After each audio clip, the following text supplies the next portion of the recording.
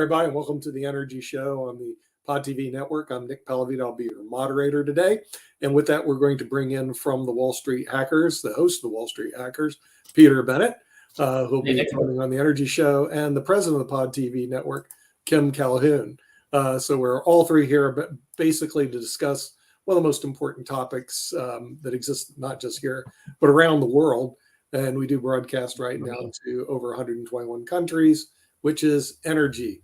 So, Peter, what is your research? What do we have today for our audience relating to the topics of energy? Okay, so the Energy Show is a spinoff of our investment show, The Wall Street Hackers, but this is going to be a very different energy show. You know, we normally talk about earthly energy, but I came up with some logical arguments about universal energy, and that's going to be our panel discussion. So we're going to be discussing something a lot different this week than we normally do. But quickly, first, we'll do energy news of the week. So in California, there are new setback rules that are going to affect on 1/1, forcing oil and gas drillers to move to rural areas. In Kern County, an appeals court just said that they had to temporarily suspend oil drilling. So the problem is that, again, both in terms of the economy and even the environment, there's no strategy at all. So people keep attacking oil and more coal gets used. People keep attacking natural gas, more oil and coal gets used. This hurts the economy dramatically, and it hurts the environment. Carbon is up. Carbon dioxide emissions are up both in 21 and 22, both U.S. and worldwide.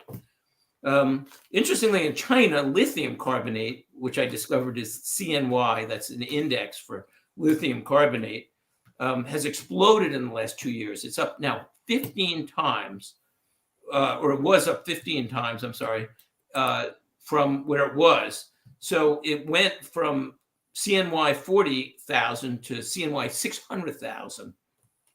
Not enough lithium. Recently, though, it went down 32% to 405,000. But even though there's some respite from the rapid increases, it shows that the system isn't ready for this kind of development. You know, you can force it, but it's going to take time if we're moving to EVs. And even that's not going to do as much for the environment. We've discussed that on other shows, but it takes 500,000 pounds, 500 tons, I should say, of lithium just for one battery, not to mention all the other things. So it's not so simple, and we've discussed that on both many recent shows. A quote from the CEO, a quote from the CEO of the Alaska Gas Association. Quote, "We know we need more oil for the next 10, 20, 30, even 40 years. That's more oil, he's saying, not even the same. So if we're not going to produce that oil at home, if we're not going to create that job, where is the oil going to come from? It's going to come from countries that do not have the same level of environmental standards as we do."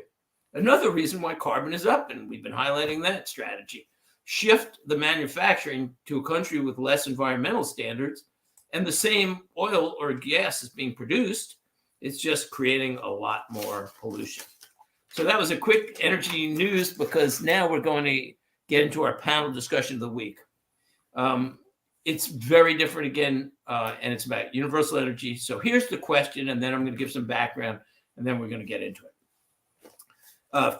So first, though, I want to say that we always like to look at both sides of the arguments, and Wall Street Hackers and this show especially wants objective arguments. You know, there's always a differential between subjective and objective arguments. So, but very few people have objective arguments about religion, but I think I have two. I bounced it off a friend who was an atheist, and he could not come up with a single argument that I heard that why these arguments are not logical. So again, are they true? It's up to you to judge, but we're going to get into that. So the question is there actual logical proof that the New Testament is a true story?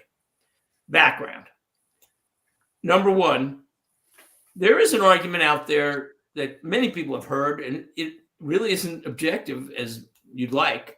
And that's, somebody could say, what are the odds that a single man who people predicted would be the savior and who said he was the savior would then result in a Bible that would be the best read book in the world? That's objective.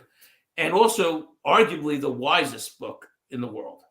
And it's certainly one of the wisest, or most people would say it's one of the wisest. I think it's a very wise book. But, you could also argue Tony Robbins writes great books. I think he writes really incredible books too. So it's not so objective as you would say it. But here are the two arguments that I think are objective, and let's discuss it. First, number one, objective argument potentially is, why does the New Testament have Mary Magdalene be the person who finds the reborn Jesus? Background. Mary Magdalene was a woman, objectively, joking around. And women were clearly inferior to men. At that time, they were considered chattels. And for hundreds of years, thousands of years, they were property. Their opinion was to be disregarded pretty much. It was like asking my house for an opinion. It's like, why have a woman discovered the reborn Jesus? Now, the assumption of both these arguments, I forgot to say, is that the book was written to convince people. And I think that's pretty objective. If you look at any religious book, or many books, they're designed to convince people. A religious book is designed to convert people, to convince people. It wouldn't be written in a form logically to dissuade people. So again, Mary Magdalene was a woman. The person who discovered Jesus reborn could have been a man, could have been a male disciple, which would have maybe even had more credibility than any man, or it could have even been a famous person, like a leader or a politician from the area. Maybe, whatever the leaders were called back then. Sorry, I'm not a biblical scholar. But maybe a mayor, or somebody who everybody knew and respected. Maybe they could have been one. But why would a book, if it was fictional, have, again, a chattel discover Jesus rather than somebody with so much more credibility? Number two argument, again, I think it's objective, but I'm willing to bring it up to anybody because, my name is Peter, so I'm allowed to have doubts, right? Because Peter had doubts. And I always look at both sides of every argument. I always want to look at both sides, but also it's just how I happen to think. So, but here's what I think is objective. So question two, why was Judas in the Bible at all?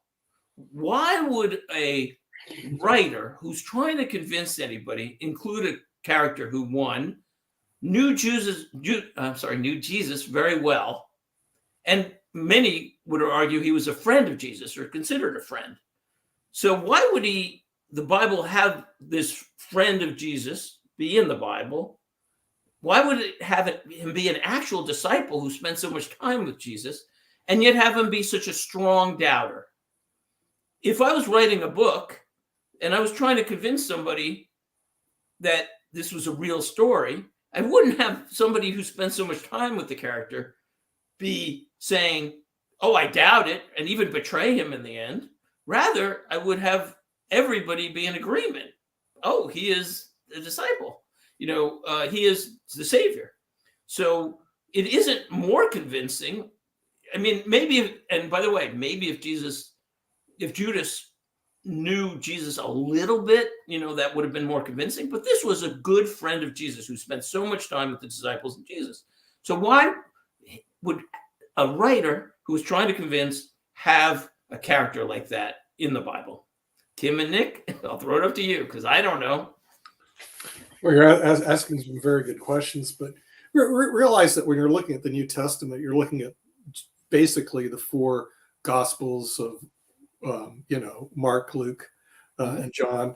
But Peter, as we realize, there was actually a lot of gospels back then. There was the whole Gnostic Bibles that existed, and there was also the Apocrypha that existed. And some of them, like even the Gospel of Thomas, they believe could have been included in the Gospels. But what happened is the Catholic Church decided there were 384. They need to call it down. So they got rid of ones that they thought were a little bit outlandish. And if you ever read the Gnostic Bibles or the Apocrypha, you'll see some of them are kind of screwy. And rightfully so, they did. Interesting. Hold on, Nick. I just want to explore this 1 second, and then you go on. But Sure. Are you saying that you can? Because I'm, what did I say? I do believe, but I'm not a fervent follower of biblical literature and things like that. Are you saying that there are Bibles out there that can be read that are excluded from the New Testament, but they're actually legitimate Gospels that are excluded? That's absolutely true. A lot of them are what they call the Gnostic, Gnostic. If you go look spell that for me, Nick, because I want to look it up. Gnostic. I actually have some over there. They're called the Gnostic Bibles. And does anybody contest these Bibles in terms of? No, they don't. See, a lot of them were discovered like in 1947. They discovered a whole series of these Bibles, like the Gospel of St. Thomas. I mean, they have a lot of them out there that you can see, the Gospel of Maccabees, etc. And then there's the Apocrypha, which is a group of Bibles that the Catholic Church decided, well, they're too outlandish to include in the Bible, and they had another practical problem. It would make the Bible too huge. People couldn't even transport it around. So could you give us an example of what was outlandish, or it's hard to describe? Well, the thing is, they have Jesus was a little tyrant when he was a kid and ran around making people bigger, smaller, and funnier, etc. They had a lot of things that were kind of interesting. And some of them actually bleed into Catholicism. So you'll see there's a bleed over of the Gnostic Bibles into what they call Catholic catechism. So it does exist. Wow. So when you're looking at the Bibles, you got to look at the Gnostic Bibles, the Apocrypha, and then the ones that are given to you, which is the Bibles, Mark, Luke, James, John, etc. Okay, so we have all that information. Now the question is, what's real and what's Memorex? Really hard to determine when you're looking 2,000 years back in time. It certainly is. Yeah, it's a long time. But one thing that you can't deny is something happened back then, because otherwise there wouldn't be this big furor, and things that even happen today that are unexplainable. And I think people have a real problem because there's a lot of information out there that you end up in a position where you just can't really explain it.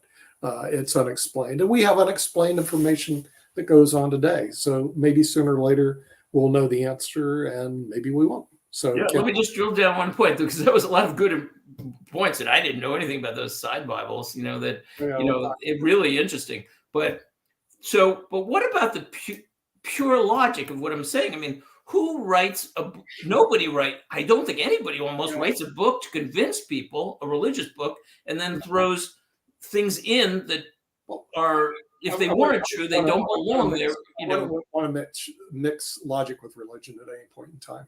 I'm sorry, what? Don't mix logic with religion, because maybe, but I think that human logic. I've never heard any logical, objective arguments that can't be explained. And to me, I cannot explain why a writer in the world would possibly include both those elements when they're trying to convince anybody, because they totally weaken the story. And if it was fiction, they would want to strengthen the story. And it would be easy to make those edit. Look, I could edit. I'm an editor. Look, they send the Bible to me. I'm editing it, and I'm in the back then. I'm a scribe, and I say, no, we can't have Mary Magdalene discover him. Let's have a male leader or disciple. And why do we have this Judas guy? I know him so well. Maybe we'll make him betray him, but barely know him. But instead, I'm putting it in. Kim, what do you think? Kim's on silence. By the way, we're not good at not hearing. Sorry about that.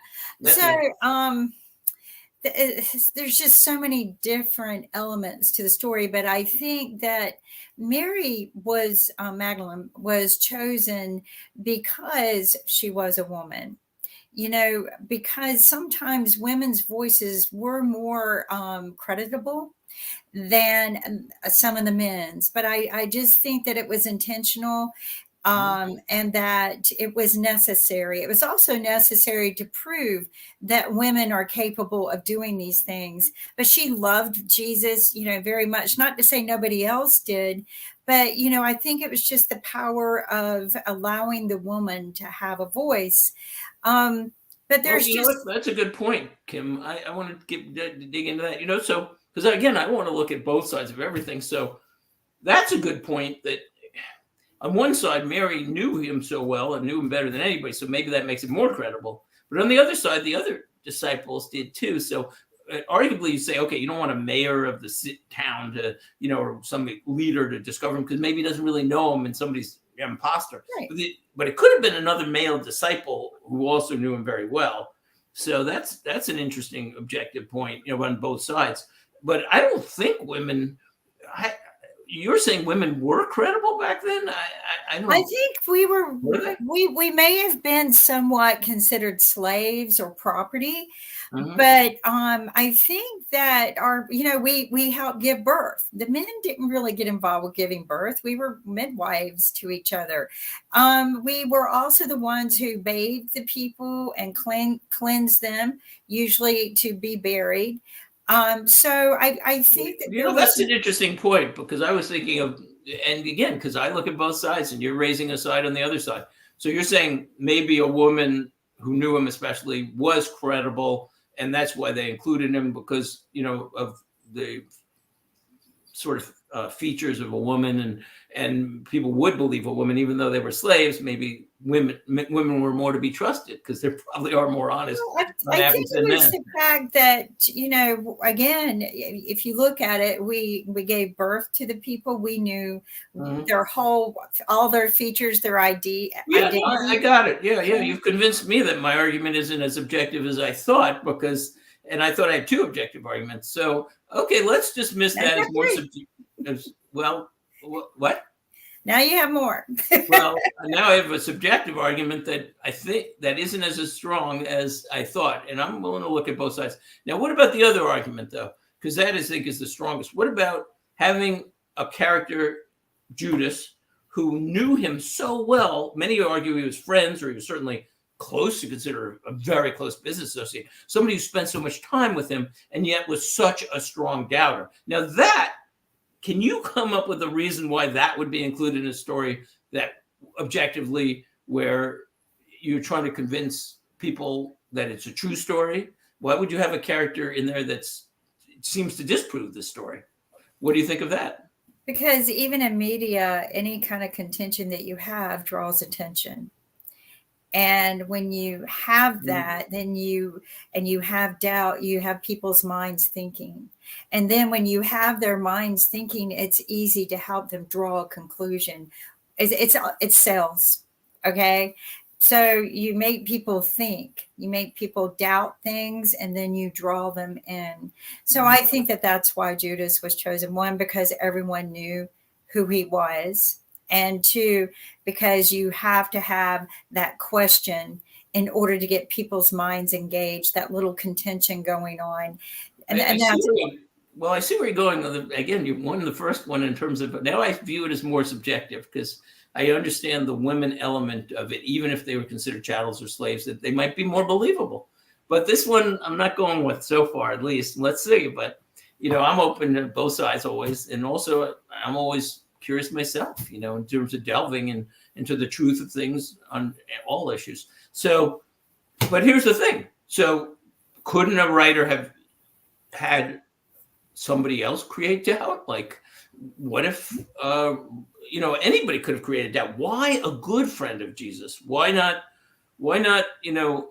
have a Roman leader or an Egyptian leader bring him before him and bring up arguments why Jesus, wasn't the savior? He could have just made arguments, but why have somebody who would undermine the confidence so much? Again, a good friend who spent so much time. I mean, to me, that if you believe the Judas character, then that creates a lot of doubt. Why would you write it that way if it was fiction? Because the story wouldn't have been as interesting in many ways, because Mhm. if they didn't like him, then it would have been obvious that they would have brought up the all of the questions and the contentions and everything. But because it was someone who did respect Jesus, who was with him, it just made the story even more intriguing and more, draws you in more, because you're asking that question: why did they do that? Right.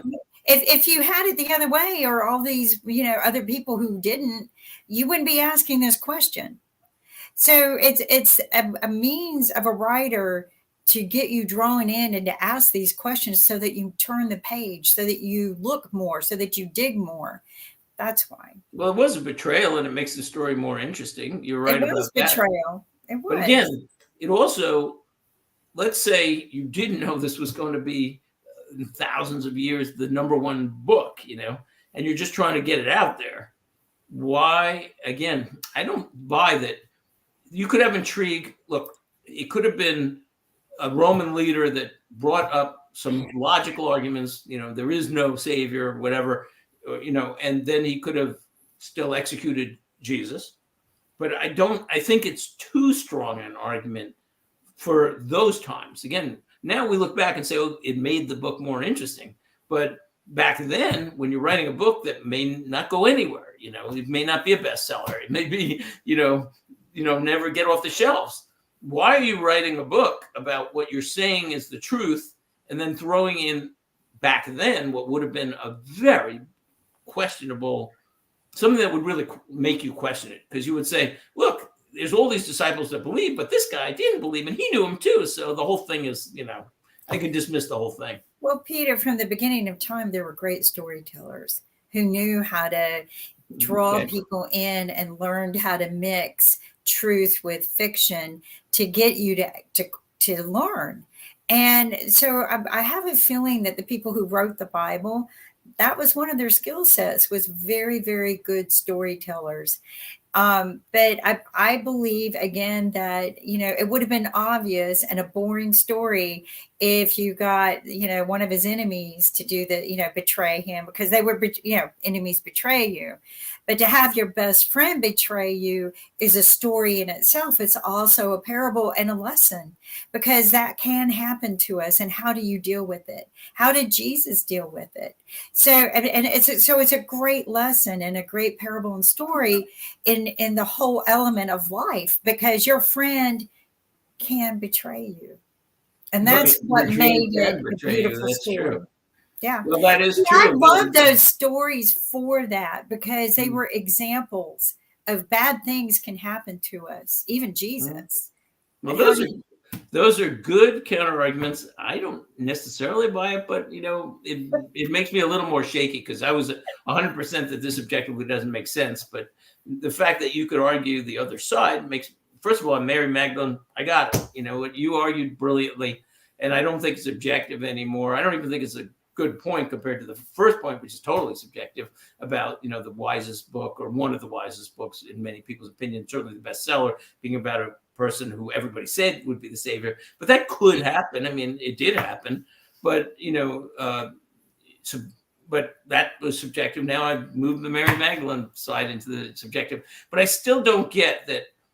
To me, but everybody's got their own opinion, but I don't get objectively that if I was the writer, that I would want to throw that much credibility into Judas. I mean, I might say he was a disciple even, but to have him be such a close disciple, yes, it makes the story more interesting on one side, but credibility wise, a lot of people would say, well, he knew him. And, and if, again, who knows? Nobody knows. That's these are, many people have feelings about this. Obviously, it's a very, split world in terms of what people believe. They believe in different books, different philosophies, from atheism to religion. But I thought it was certainly interesting in terms of universal energy, because there's not many arguments in the world about God or any of the religious books of the world that could even be arguably objective.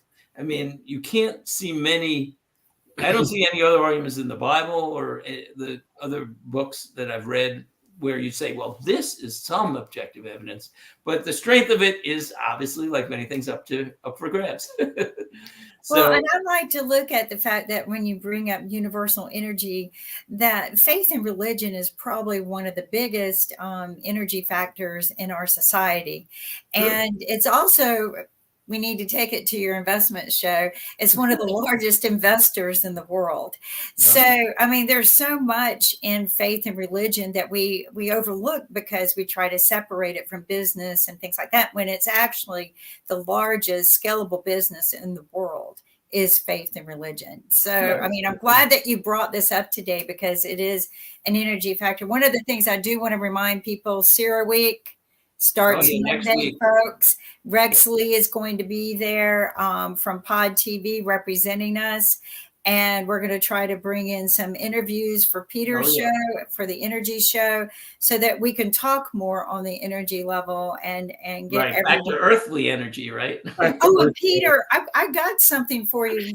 Maybe for one more energy show. I know we said that we're not going to do a lot more after CERAWeek, but I invented something yesterday.